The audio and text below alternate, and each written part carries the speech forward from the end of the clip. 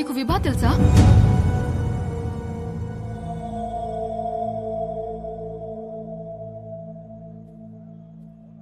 అరే తెలియకపోవడం ఏంటి? ఎంత పెద్ద స్టాండప్ కమెడియన్. పెళ్లికి సంగీత్లని చాలా boring. This time it's standup time. Come on get ready. ఏంటి బావ ఇది? ఆపేలు రావడం ఏంటి?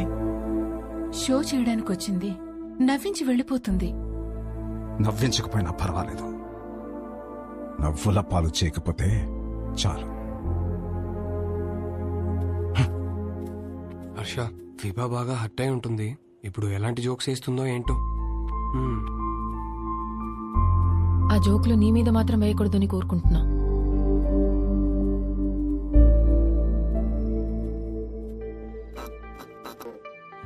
ఇండియన్ హిస్టరీలో, జాగ్రఫీలో, ఫిజిక్స్ లో, కెమిస్ట్రీలో ఫర్ ద ఫస్ట్ టైం పెళ్లిలో స్టాండప్.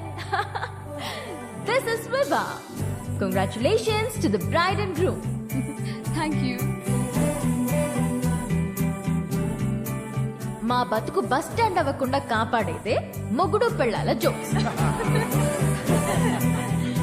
అమ్మా తల్లి, మామే జోకులు వద్దమ్మా. అరే వద్దమ్మా. వద్దా? వద్దు. సరే, నా గురించి చెప్తా. నా లైఫ్ లో నన్ను బాగా ఇన్ఫ్లుయెన్స్ చేసిన ఒక వ్యక్తి ఉన్నాడు. అతని పేరు సుబ్బు. మా నాన్న. మీరు అనుకున్నది కరెక్టే, తన పేరు సుబ్రహ్మణ్యమే. కానీ నా కథ వింటే సుబ్బు అని పిల్లడమే ఎక్కువ అని మీరే ఫీల్ అవుతారు. రియలీ అంత టార్చర్ పెట్టాడు. ఇదే మాట సుబ్బుని అడిగాను అనుకోండి, వీడొద్దు వాడొద్దు అని నేనే టార్చర్ పెట్టానంటాడు. మరి పెళ్లి కొడుకుల్ని పేక ముక్కల్లా చూపిస్తూనే ఉన్నాడు.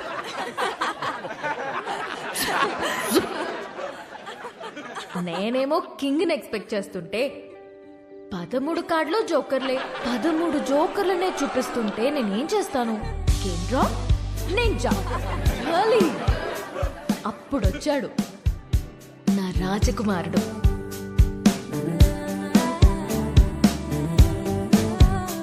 పెళ్ళే వద్దురా బాబు అని నేను తిరుగుతుంటే, కబుర్లు చెప్పుకుందామా, కలుద్దాం అని నాకే తెలియకుండా నా నోట్బుక్ లో రాశాడు. సుబ్బు పంపిన జోకర్ అయి ఉంటాడులే అనుకుని లోలా బైక్ ఎక్కా. వాడు చెప్పాడు కబుర్లు. రోజంతా టైమే తెలియలేదు. దిగాక తెలిసింది వాడు లోలా వాడు కాదు, ఆ బుక్ లో రాసిన అవులాగాడు. సుబ్బు పంపిన వాడికి అంత బుర్ర ఉండదే అనుకుని దమ్ముంటే కలువన్నాను. వాడి సంగతి తేల్చేద్దామని రమ్మన్నా. పెళ్లి విషయంలో నాకున్న భయం పోవాలంటే యూ నీడ్ అ హోప్ అని నా కోసం పింక్ బలూన్ పెట్టాడు. హోప్ అంటే ఎంత బలంగా ఉండాలి. బలూన్ ఇచ్చాడు. అది ఆలోచించుకుంటూ సిటీ మొత్తం తిరిగాను. అప్పుడు తగిలాడు ఒకడు. చుట్టూ పొదలు, మనుషులు లేరు. వెన్నులో వణుకు మొదలైంది. ఏం కావాలరా అని అడిగితే ఒక్క ఛాన్స్ ఇమ్మన్నాడు.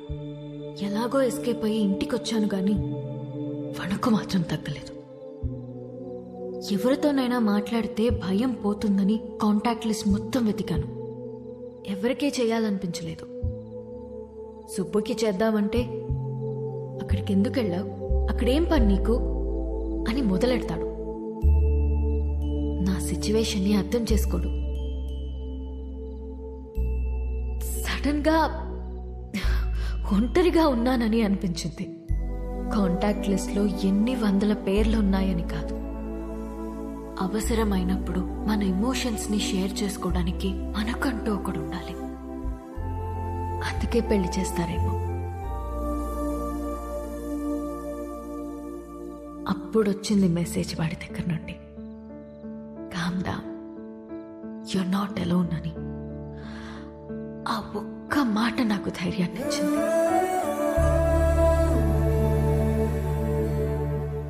నిద్రపోయే వరకు జోజో పాడమన్నాను. పాడుతూనే ఉన్నాడు.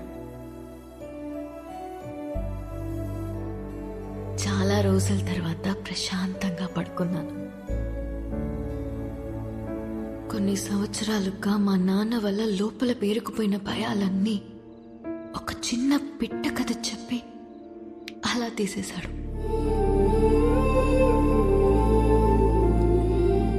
కనిపించకుండానే ఒక కాపురం చూపించాడు. కలుద్దామనుకున్నా. మా నాన్నకి హీ ఈజ్ ద వన్ అని చూపించాలని వెయిట్ చేశాను. అంతలోనే మా నాన్న షాక్ ఇచ్చాడు. వాడికి పెళ్ళి అని.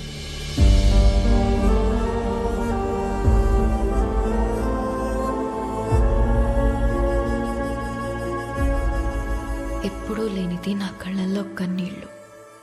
వాడు నన్ను మోసం చేశాడని కాదు, ఎప్పుడో నేనన్న మాట పట్టుకుని వాడు నా కోసం వచ్చాడా? నా కోసం ఒకడు పుట్టుంటాడు అనుకున్నాను, కానీ నా మాటల్లోంచి ఒకడు పుట్టొచ్చాడా? పడిపోతున్న నన్ను నిలబెట్టడం కోసం అంత తాపత్రయపడ్డా? హోల్డ్ యువర్ స్మైల్ అన్నాడు. నా కోసం తన ఫ్యామిలీని ఒప్పించాలని ఒంటరిగా కష్టపడుతున్నాడా? వాడి గురించి తలుచుకుంటుంటే ఇప్పుడు కూడా కన్నీళ్ళు ఆగట్లేదు.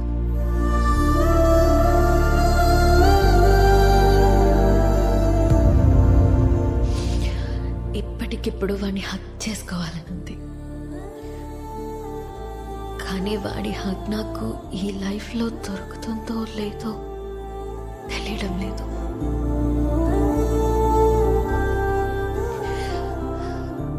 కథ మధ్యలో ఆపేస్తున్నందుకు క్షమించండి.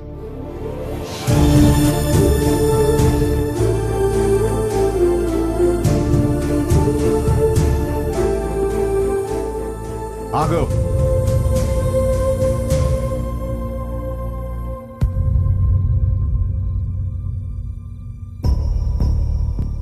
ఆగాను. చెప్పండి.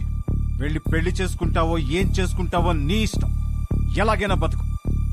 ఇక నీకు మాకు ఏ సంబంధం లేదు. కానీ వెళ్లే ముందు అమ్మాయికి సారీ చెప్పేసి వెళ్ళు.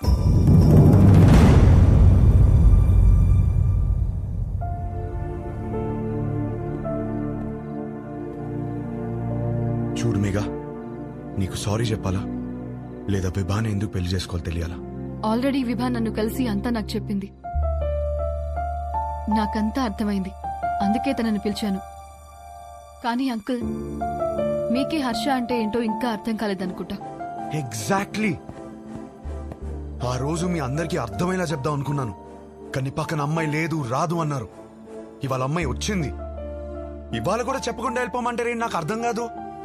మీరేమన్నారు? కాపురానికి కావాల్సిన ఏకైక ఎలిజిబిలిటీ సర్దుకుపోవడమా? ఇంకొకటి ఉంది నాన్న.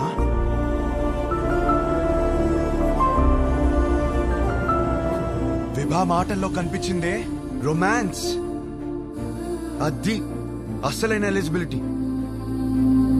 విభాన్ కలిసి మొదటి రోజే అడిగేసింది, what you expect for my married life అని. నేనేదోలా ఏదేదో అనేసాను, లవ్ అని కూడా అన్నాను. కానీ ఆ తర్వాత తెలిసింది లవ్ కన్నా గొప్పది రొమాన్స్ అని.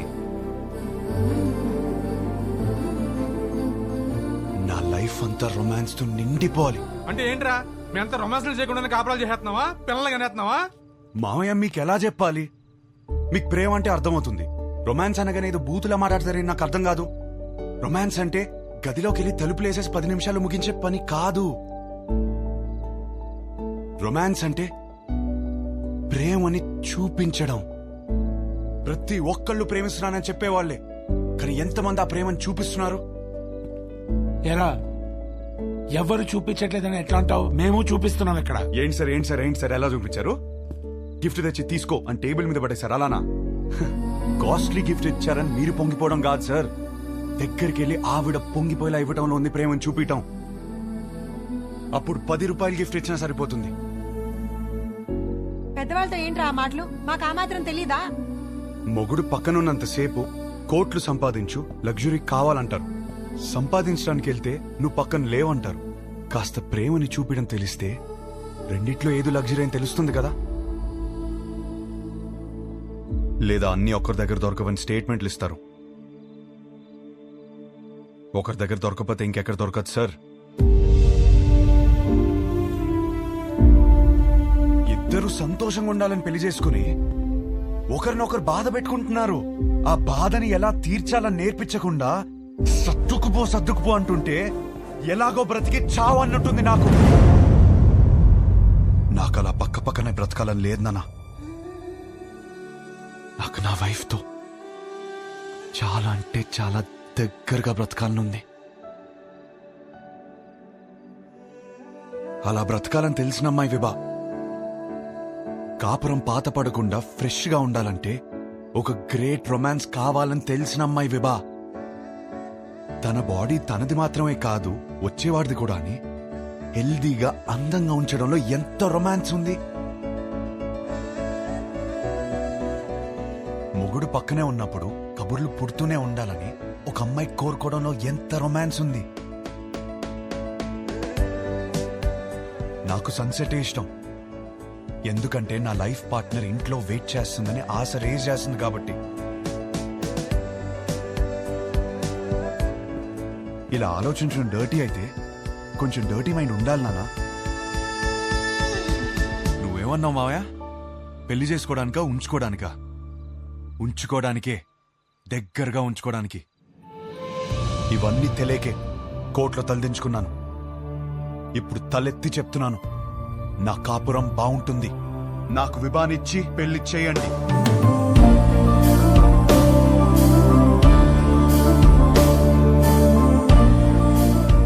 కాలు పట్టుకుని ఒప్పిస్తాడనుకుంటే మెడపట్టేసుకున్నాడేమిటి?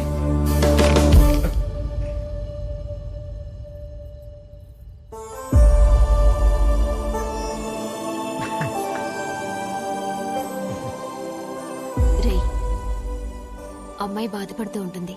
వెళ్ళి కబుర్లు చెప్పు, కౌగిలించుకో.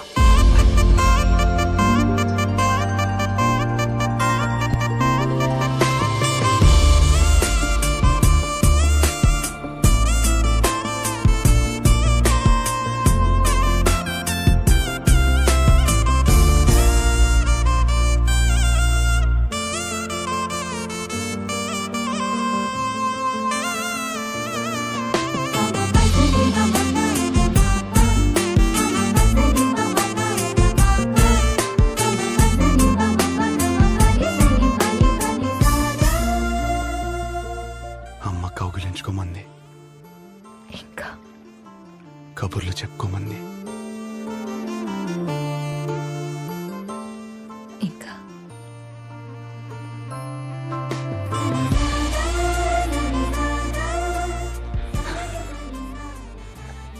నీతో కనీసం 25,000 మీల్స్ కలిసి తినాలి.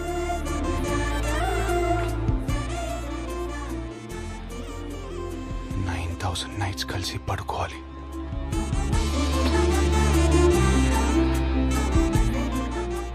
కొన్ని వందల వెకేషన్కి వెళ్ళాలి. అన్నిటికీ మించి కొన్ని లక్షల కబుర్లు చెప్పుకోవాలి.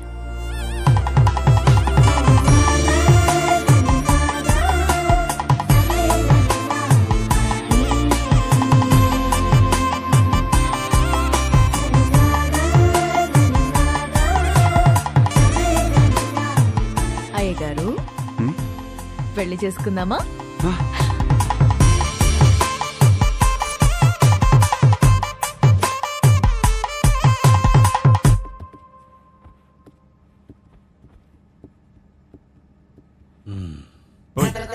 ఈ సీట్ నా సీటే.